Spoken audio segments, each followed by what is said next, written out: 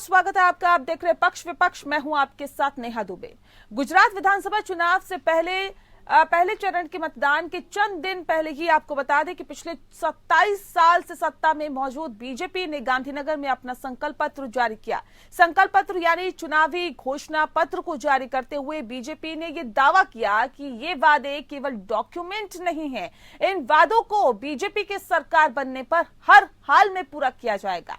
BJP अध्यक्ष JP Nadda, CM Bhupendra Patel और प्रदेश अध्यक्ष सीआर पाटिल की मौजूदगी में घोषणा पत्र जारी किया गया। सीआर पाटिल ने कहा है कि इस संकल्प पत्र को बनाने के लिए गुजरात के 1 करोड़ से ज्यादा लोगों ने अपनी राय दी है। बता दें कि बीजेपी ने अगले 5 सालों में 20 लाख युवाओं को रोजगार देने का वादा किया है। अगले 5 सालों में महिलाओं को 1 लाख रोजगार देने की बात भी कही गई है। 10,000 करोड़ के बजट से प्रदेश के 20,000 स्कूलों का कायाकल्प किया जाएगा। छात्राओं को फ्री इलेक्ट्रॉनिक स्कूटी दी जाएगी। गुजरात में 3 मेडिसिटी और 2 एम्स जैसे मेडिकल इंस्टीट्यूट की स्थापना की जाएगी। आर्थिक रूप से कमजोर लोगों के लिए सीएम फ्री डायग्नोस्टिक स्कीम के तहत 2 फंड बनाए जाएंगे। सिंचाई नेटवर्क को फैलाने के लिए 25,000 करोड़ रुपए का निवेश करेंगे। गुजरात कृषि इंफ्रास्ट्रक्चर फंड के तहत 10,000 करोड़ रुपए दिए जाएंगे। पहला ब्लू इकोनॉमी इंडस्ट्रियल कॉरिडोर बनाने और मछली पकड़ने से संबंधित बुनियादी ढांचे को मजबूत करने का भी वायदा किया गया है। आपको बता दें कि इससे पहले कांग्रेस ने भी अपने घोषणा पत्र के जरिए समाज के सभी वर्गों को साधने की कोशिश की थी। 300 यूनिट फ्री बिजली, 500 रुपए में गैस सिलेंडर, सरकारी कर्मचारियों को पुरानी पेंशन, 10 लाख रुपए तक का फ्री इलाज और किडनी, लीवर और हार्ट का फ्री ट्रांसप्लांट के अलावा फ्री दवाएं देने का भी कांग्रेस ने ऐलान किया है। वहीं लड़कियों को पोस्ट ग्रेजुएशन तक निःशुल्क शिक्षा, 3,000 इंग्लिश मीडियम नए स्कूल खोलने और एजुकेशनल इंस्टीट्यूट खोलने के साथ ही किसानों का कर्ज माफ करने का वादा कांग्रेस ने किया है। वहीं आम आदमी पार्टी ने दिल्ली की तरह गुजरात की जनता को भी फ्री बिजली देने का वादा किया है। आपका फ्री बिजली देने का वादा गुजरात चुनाव में प्रमुख मुद्दों में से एक बन चुका है। आपने फ्री बिजली के अलावा फ्री पानी देने समेत कई और वादे कर गुजरात के आम आदमी पार्टी ने साधने की कोशिश की है। साथ ही आपको बता दें कि प्रदेश में सरकार बनते ही पुरानी पेंशन बहाल करने के लिए भी आपने वादा कर दिया है।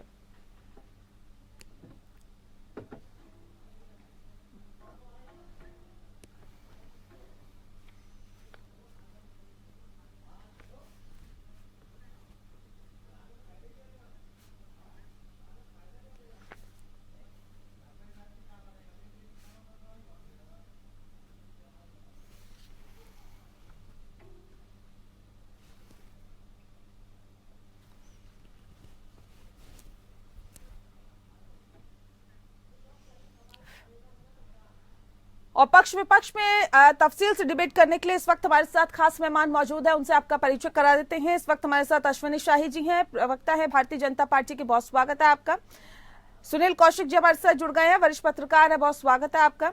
और रत्नाकर सिंह जी हमारे साथ जुड़े हुए हैं, कांग्रेस के नेता है, बहुत स्वागत है आपका। और इसी के साथ संजीव निगम जी हमारे साथ जुड़ गए हैं, आम आदमी पार्टी के नेता हैं, आपका भी बहुत स्वागत है। इस खास कार्यक्रम की शुरुआत अश्विनी जी आपके साथ करते हैं। अश्विनी जी, आज भारतीय जनता पार्टी ने भी अपना घोषणा पत्र जारी कर दिया गुजरात विधानसभा चुनाव के मद्देनजर। क्या कुछ खास है और कैसे आप लोगों को लगता है कि इस घोषणा पत्र के सहारे आम जनता के दिल में एक बार फिर से जगह बनाई जाएगी और एक बार फिर से सत्ता पर काबिज हुआ जाएगा?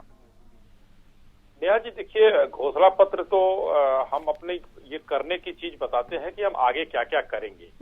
अभी हमने जो पीछे कर दिया है उसके बदौलत हम वहां पर जो है जनता के दिलों में है। और पिछली बार देखिए कि जबरदस्त वहां पर पटेल आंदोलन चरम पर था, तब भी हम 99 सीट जीत कर आए। अब 111 तो खैर हो गई थी, लेकिन चरम पर उस समय जो है पटेल आंदोलन था। लेकिन जनता के लिए माननीय प्रधानमंत्री जी और माननीय मुख्यमंत्री जी, वहां पर विजय रूपानी जी, चाहे आनंदीबेन पटेल या अभी जो है भूपेंद्र जी, जितने लोगों ने वहां पर विकास के जो काम किए, उन कामों को लेकर हम वहां जनता के बीच में थे और वहां की जनता ने आशीर्वाद दिया था। इसमें तो हम देखिए कितनी और अच्छी चीज उसको आगे बढ़ा रहे हैं, जो विकास हमने किया उसको आगे बढ़ा रहे हैं। ग्रीन एनर्जी पर हम बात कर रहे हैं, हम एरो स्पेस की बात कर रहे हैं, वहां हम किस तरीके से उस पर काम करेंगे। सेमीकंडक्टर की फैक्ट्री अभी वहां पर लगने जा रही है और मेदांता के हिसाब से वो लगभग वो जो है, जो कि विश्व में हम ताइवान पर डिपेंडेंट थे, आज हम हिंदुस्तान में आत्मनिर्भर भारत की तरह हम जो है वहां पर लगाकर सेमीकंडक्टर की वो चीज दूर करेंगे। इस तरीके से हम वहां पर 10 मेडिकल कॉलेज और पैरामेडिकल कॉलेज, 8 मेडिकल और 10 पैरामेडिकल खोलने जा रहे हैं। और फिनटेक वहां पर जो योजनाएं हम लेकर आ रहे हैं, फाइनेंस और टेक्नोलॉजी, इसके लिए हम काम कर रहे हैं। हम पीछे की चीजों से आगे बढ़कर काम कर रहे हैं, जो गुजरात की जनता को आत्मनिर्भर और समृद्ध बनाएगी। आप देखिए घोषणा पत्र में हमने आम आदमी पार्टी की तरह वो फ्री वाली रेवड़ी की बात हमने नहीं की है। हम जो करेंगे जनता के लिए करेंगे। अगर जब जनता काम करेगी, जनता देखेगी। भारतीय जनता पार्टी को 27 सालों से इसलिए इन्होंने अपने आशीर्वाद से लवरेज रखा है कि हम जनता के लिए काम करते हैं और हम जनता के साथ खड़े होते हैं। आम आदमी पार्टी का अपना एक जो 0.03% था पिछले चुनाव में, वो बढ़ाने के लिए है कि हो सकता है 4% हो जाए, हो सकता है 0.045 हो जाए, 6 हो जाए, इसके लिए लड़ रही है।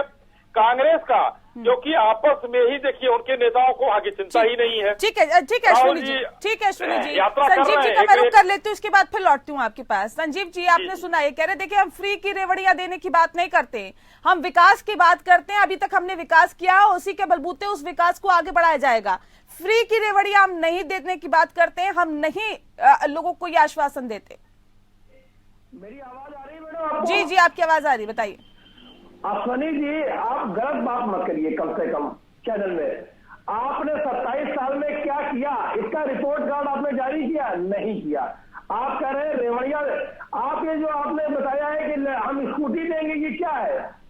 स्कूटी लगे, आप रेवड़िया देने की बात दूसरों कर रहे हैं, क्या ये रेवड़ी है कि नहीं है जो आप स्कूटी देने की बात कर रहे हो? 27 साल में क्या किया? मैं जवाब दूंगा अभी आपको। ये आपने नहीं बताया कि 27 वर्ष में किया क्या, और लोग आपको क्यों अब आप ये कर देंगे, अब आप वो कर देंगे। आपके पास का कुछ है नहीं। जो आपको करना था, जब 27 वर्ष में नहीं कर पाए तो क्या आप आगे 5 साल में कर लोगे ना?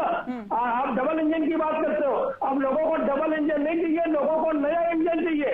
आप जाकर के गुजरात में देखिए, हमारे नेता जाते हैं, किस तरीके से वहां लोग उनको सुनने के लिए आते हैं, किस तरीके से गुजरात में बदलाव चाह रहे हैं। तो बदलाव की आंधी चल रही है। आप कह रहे हैं गुजरात में जनता बदलाव चाह रही है, लेकिन योगी आदित्यनाथ कह रहे हैं कि दिल्ली से आम आदमी पार्टी का नमूना गुजरात आ गया। आप स्कूटी दे रहे हो, ये क्या है? रेवड़ी है कि नहीं, बताइए ये क्या है? ये रेवड़िया है स्कूटी के आगे मेधावी लिखा है। नेहा जी, इनको बोलने दीजिए। उसके आगे मेधावी लिखा है। हम सबको स्कूटी थोड़ा ही दे रहे हैं। आप जो है बच्चों, उसके आगे मेधावी लिखा है। चलिए, ये भी अच्छा हुआ आपने स्पष्ट कर दिया अश्विनी जी। ये भी कहीं ना कहीं तय हो गया है कि देखिए आप मेधावी जो बच्चे होंगे उसमें होंगे, और जो अव्वल आएंगे उनको ही आप स्कूटी देंगे। प्रोत्साहन देना चाहिए। ये तो वजीफा पहले मिलता था, अब प्रोत्साहन इसको देना चाहिए। कोई ऐसी गलत बात नहीं है, वो फ्री की रेवड़ी नहीं है। काम करिए, बेसिक एजुकेशन सही करिए, हर बच्चा मेधावी हो, बच्चे सब एक समान होते हैं। ठीक है भाई, नहीं मजबूत की। ठीक है। सिसोदिया को जनता ने भगा दिया, इनके विधायक को दौड़ा के पीट रहे हैं। यही तो ये लोग कर रहे हैं, दिल्ली में यही हो रहा है। ठीक है, चलिए रत्नाकर जी बताइए जरा, ऐसा क्या है कांग्रेस के घोषणा पत्र में कि 27 सालों से तो जनता ने अभी विश्वास आप लोगों पर जताया नहीं। हर बार आप लोग घोषणा पत्र जारी करते हैं, जो कि एक तरीका होता है कि चलिए घोषणा पत्र जारी किया जाएगा, हमारी सरकार बनी तो हम क्या कुछ कार्य करेंगे, कहाँ कहाँ प्राथमिकता देंगे। लेकिन अभी तक जनता का भरोसा 27 सालों में एक बार भी नहीं जागा। क्या लगता है इस बार हो पाएगा वो पॉसिबल? देखिए नेहा जी, बिल्कुल इस बार हो पाएगा, क्योंकि हमने कुछ चीजें जो है वो लोगों से जो वादा किया है वो हमने दूसरे राज्यों में भी पूरा किया है। आप पुरानी सरकारी पेंशन योजना ही ले लीजिए, हमने राजस्थान में और छत्तीसगढ़ में हमने ये सारी योजनाएं, पुरानी पेंशन योजनाएं जो हैं ये पूरा किया है। और बहुत सारा हम नौकरी देने की बात हुई, ये सारी चीजें हमने किया है। किसानों के लोन माफ किए हैं, हमने सरकारी खर्चे पे जनता का इलाज कराया है। तो हम जो है बहुत प्रैक्टिकल घोषणा पत्र लेके आए हैं। इन लोगों की तरह हवाई बात नहीं करते। नहीं, आप 10 लाख नौकरी देने की बात करते हैं, भारतीय जनता पार्टी 20 लाख नौकरी देने की बात करती है। जी, मुझे थोड़ा 2 मिनट समय दीजिएगा, मैं सिलसिलेवार तरीका से बताना चाहता हूँ। सारी बताइए। ये देखिए भारतीय जनता पार्टी है, ये लोक लुभावन वादे करते हैं, ये घोषणा पत्र को एक बढ़िया नाम देके आते हैं, संकल्प पत्र। 1 करोड़ लोगों से जो है वो राय मशवरा लेकर आते हैं, लेकिन उसमें आप जो घोषणा पत्र है उसमें आप कितने संजीदा हैं, कितनी दृढ़ इच्छा शक्ति है आपको उन घोषणाओं जो आपने किया है उसको पूरा करने की। अगर यही घोषणाएं पूरा करते तो आज जो है विकास के नाम पर ये लोगों को ठगते नहीं। ये विकास के नाम पे आज भी गुजरात की 6.5 करोड़ जनता में से 1.5 करोड़ जनता गरीबी रेखा के नीचे है। आज ये रोजगार के नाम पे 3.64 लाख मतलब लगभग 3.5 लाख लोग पढ़े लिखे जो युवा है वो बेरोजगार घूम रहे हैं। आज शिक्षा के नाम पे ये जो स्कूटी देने का ऐलान कर रहे हैं, 6,000 सरकारी स्कूलों को ये बंद नहीं करते। ये 24,000। सर एक सवाल पूछ रही हूँ मैं आपसे, सर मैं एक सवाल पूछ रही हूँ आपसे। रत्नाकर जी सुनिए ना, सुनिए, आपका घोषणा पत्र जारी हुआ रत्नाकर जी, आप कह रहे हैं 500 रुपए में गैस सिलेंडर देने की हम बात करते हैं, हम 10 लाख नौकरियां देने की बात करते हैं, हम लड़कियों के लिए केजी से पीजी तक की मुफ्त शिक्षा की बात करते हैं। लेकिन एक सवाल ये बता दीजिए मुझे कि जहां पे आपकी सरकार है वहां पे 500 रुपए में सिलेंडर मिलता है क्या? अभी मिलता है जो गुजरात में देंगे आप? देखिए सुनिए कहाँ मिलता है? कांग्रेस की सरकार में 400 रुपए का सिलेंडर मिलता था। किस कारण से मिलता था? सर आप गुजरात विधानसभा के मद्देनजर ये घोषणा पत्र जारी आपने किया है? बिल्कुल हमने दिया है। हमने दिया है। हम कहाँ दिया है? 400 रुपया में हमने 400 रुपया में सिलेंडर देने का जो वादा किया था और हम दे दिए हैं। वो इस प्रकार हम सब्सिडी देते थे लोगों को। और ये जो अभी कहाँ दे रहे हैं सर, मुझे बताइए ना, अभी आप कहाँ दे रहे हैं? अभी आप कहाँ दे रहे हैं? हम जो है जी, अभी आप 500 रुपए का सिलेंडर कहाँ दे रहे हैं? राजस्थान में दे रहे हैं, छत्तीसगढ़ में दे रहे हैं, कहाँ दे रहे हैं बताइए? नहीं, 2 जगह हमारी सरकारें हैं। हम दूसरे रूप में सब्सिडी देने का काम करते हैं। हम मुफ्त बिजली देते हैं, हम किसानों को जो है बिजली फ्री देने का काम कर रहे हैं। हम राजस्थान में दिए हैं। हम पुरानी पेंशन योजनाओं को जो है लागू कराया है हम लोगों ने। तो वो क्या चीजें हैं? वो हमने जो कहा है हमने किया है ना, हमने जो कहा है वो किया है। अश्विनी जी, भारतीय जनता पार्टी को 27 अश्विनी जी, मैं सुनील जी का रुख करूं उससे पहले जवाब दे दीजिए अश्विनी जी, क्योंकि देखिए अब ये नौबत आ गई है। अब ये लोग कह रहे थे कि हम 500 रुपए का सिलेंडर देंगे, ये एक बड़ा वादा भी ये कर रहे हैं। दूसरी बात ये आप कहते हैं कि हम तो 20 लाख नौकरियां देंगे। सर इसके जरिए आप ये भी बता रहे हैं कि गुजरात में कितनी बेरोजगारी है, अभी तक हम कितने असफल रहे हैं कि अब हम 20 लाख युवाओं को रोजगार देंगे। कितनी बेरोजगारी है उसको दूर करने की कोशिश करेंगे। जब आप 27 साल में नहीं कर पाए तो अब क्या करेंगे सर? नेहा जी देखिए, ये 20 लाख और 10 लाख की बात होती है तो जब 5 साल में जनसंख्या भी बढ़ती है और लड़के जो है नौकरी के योग्य भी होते हैं, उसको भी ध्यान में रखना चाहिए। दूसरी बात मैं जो कहना चाहूंगा, राजस्थान में बेरोजगारी 30% की दर है, वहां पर इन्होंने रोजगार नहीं दिया। राहुल गांधी जी चुनाव प्रचार करने आए, एक दिन गुजरात में 17 मिनट का भाषण दिया, लेकिन वोट की अपील नहीं की। उस 17 मिनट में एक बार भी वोट की अपील नहीं किया। तीसरी बात, जब राजस्थान की सरकार बनी थी तो वही राहुल गांधी जी अध्यक्ष हुआ करते थे, शायद यहाँ उस समय जो है नहीं थे। उन्होंने कहा था 1 2 3 4 10 तक गिनती गिना था, हम पहली कैबिनेट में लोन माफ करेंगे राजस्थान के कर्जदारों का, किसानों का। और आज आरती कट रही है और आज हमारे भाई रत्नाकर जी कह रहे हैं कि हम कर्जा माफ करते हैं। छत्तीसगढ़ में बता दें कौन सा पुरानी पेंशन स्कीम लागू हुई है? नहीं लागू हुई है।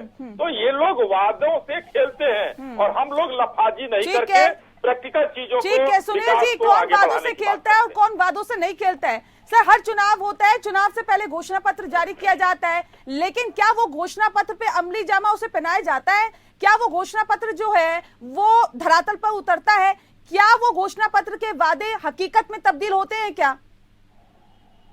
देखो जिस चुनावी घोषणा पत्रों को लेकर के सुनील जी कुछ लोग सुप्रीम कोर्ट भी गए और कहा जो फ्री की रेवड़िया बांटने का जो आजकल माहौल चल रहा है जनता को भ्रमित करने का, वो बंद होना चाहिए। चुनाव आयोग से भी पूछा गया, राजनीतिक दलों से भी पूछा गया और कुछ राजनीतिक दल उसमें चाहते थे कि नहीं, फ्री रेवड़ी का वायदा होना चाहिए। इनसे जनता के पक्ष की बात है, जनता के हित के जो भी काम है वो इन्हीं के माध्यम से संयोजे जाते हैं। दूसरी बात, मैं तो कई मंचों से कहा है नेहा जी कि जो भी पार्टी चुनावी घोषणा पत्र लेकर के आए उसको सरकारी प्रपत्र माना जाए और जो सत्ता में आने के बाद अपने घोषणा पत्र को पूरा न कर पाए, कम से कम उस राज्य में 10 साल से चुनाव लड़ने से उन पर बैन लगाना चाहिए चुनाव आयोग, क्योंकि जनता के लिए एक बहुत भरोसे की बात होती है। जब बड़े राजनीतिक दलों के नेता किसी विश्वास के साथ मंचों से जब कहते हैं तो भोली भाली जो जनता है वो अपेक्षा करती है कि निश्चित तौर से आज वायदे किए गए हैं, उससे हमारे भविष्य को लेकर के जो उनकी चिंताएं होती हैं उनको एक दूर करने का एक उनमें सपना दिखता है। उस सपने के बाद क्या होता है जनता के साथ, तो हम और सब आप लोग जानते हैं। घोषणा पत्र आपने भी दिया, कांग्रेस ने भी दिया, बीजेपी ने भी दिया, पिछले 22 साल से वहां बीजेपी है, और क्या क्या काम हुआ गुजरात में ये पूरा देश जानता है।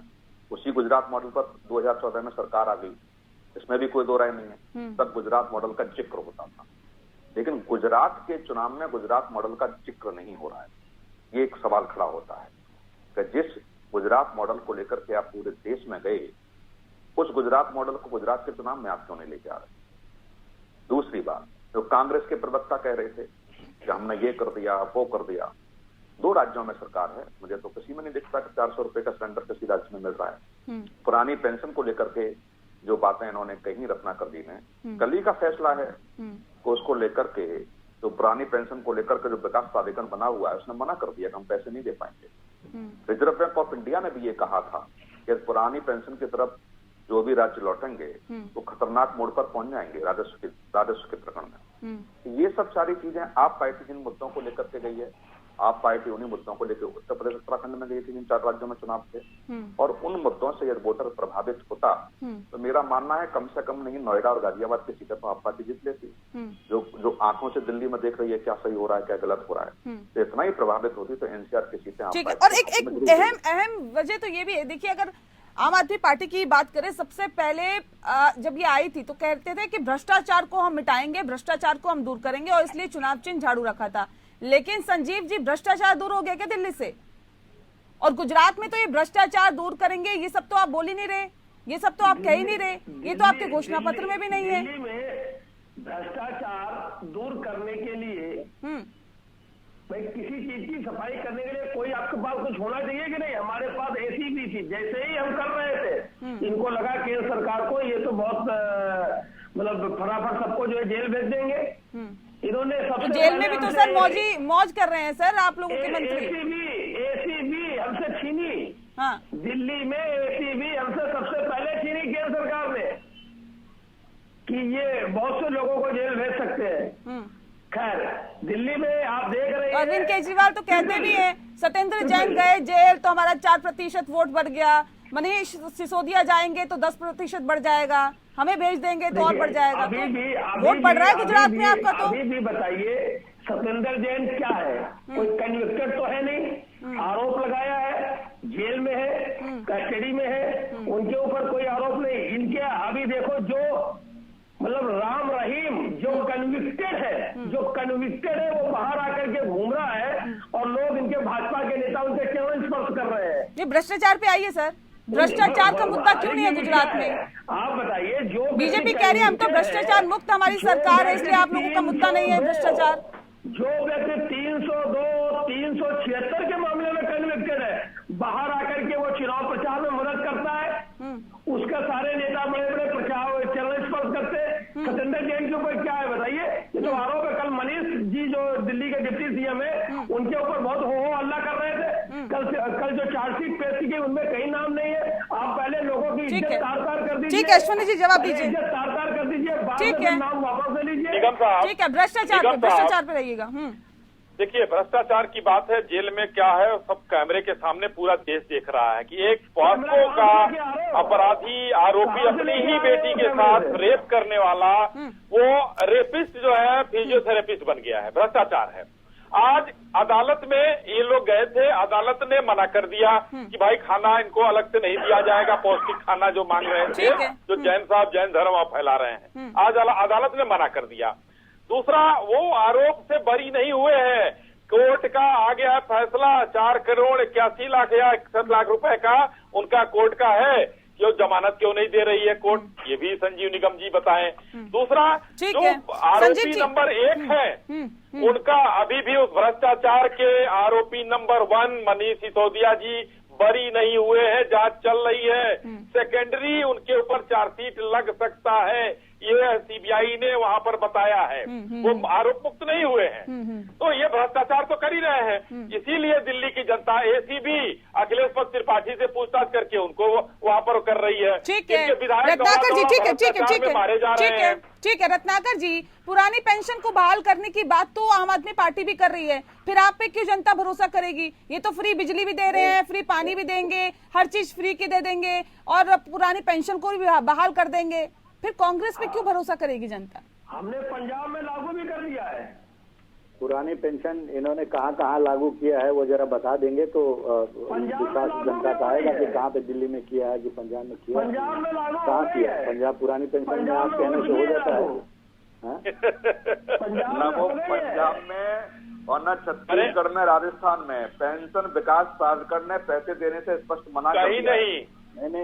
नहीं, हमने जो है बहाली का जो किया है और पुरानी पेंशन का हम तो देंगे ना उनको, क्यों नहीं देंगे? हमने कहा है, वादा किया है, जब मना किया है, संस्थानों ने मना किया है, लेकिन फंड का अरेंजमेंट राज्य सरकार की जिम्मेदारी है कि वो कहाँ से अरेंज करके अपने वादों को पूरा करती है। सर राज्य सरकार तो अपने 5 साल का वक्त काट जाती है, उसके बाद वो मांगे उठाते रहो। पूरी करने दीजिए नेहा जी, आप मेरी बात जो है रखिए बात, मुझे भी मौका दिया करिए बात कर रखने के। ठीक है, पहली बार भी आपने भी एक नहीं रखिए, मुद्दे पे रहिए, बताइए।